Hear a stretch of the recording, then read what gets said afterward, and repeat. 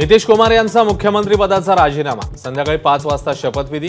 नितीश कुमार यांच्यासह 9 जण शपथ घेणार। भाजपच्या कोट्यातून 2 उपमुख्यमंत्री। महाआघाडीमध्ये परिस्थिती योग्य नसल्यानं राजीनामा। नितीश कुमारांचं वक्तव्य। राजीनामा देण्याआधी नितीश कुमारांची पंतप्रधान मोदींशी फोनवरून चर्चा झाल्याचीही माहिती। महाराष्ट्रातल्या सर्व शाळांमध्ये मराठी भाषा अनिवार्य करा। राज ठाकरेंची मागणी। येत्या शैक्षणिक वर्षापासूनच निर्णय लागू होणार। मंत्री दीपक केसरकर यांची ग्वाही। कुणबी नोंद मिळालेल्या सगळे सोयऱ्यांना प्रमाणपत्र मिळेपर्यंत आंदोलन सुरूच ठेवणार। जरांगेंचा निर्धार। तर नोंदी नाहीत त्यांनाही लाभ देण्याची मागणी। 31 जानेवारीला जरांगे घरचा उंबरठा ओलांडणार।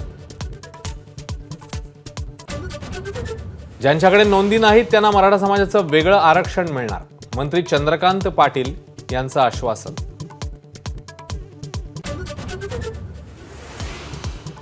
मराठा आरक्षणाच्या अध्यादेशाला नारायण राणेंचा विरोध। राज्य सरकारच्या निर्णयाशी आणि आश्वासनाशी सहमत नसल्याचं वक्तव्य। ओबीसीमध्ये आरक्षण संपल्याची भावना। मुख्यमंत्र्यांचं आम्ही ऐकतो पण मनाचं समाधान होत नाही। भुजबळांचा सरकारला घरचा आहेर।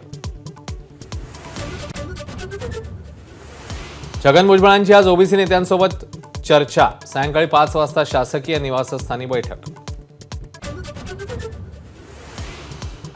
मराठा आरक्षणाबाबत सरकारच्या निर्णयातनं ओबीसींचं नुकसान नाही। ओबीसी महासंघाचे अध्यक्ष बबनराव तायवाडेंचं वक्तव्य। ओबीसी नेत्यांना जीआरचा अभ्यास आणि चिंतन मनन करण्याचाही सल्ला।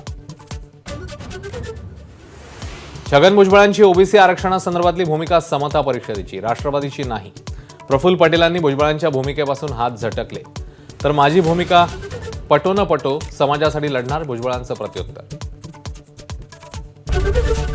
एबीपी माझा, उघडा डोळे बघा नीट।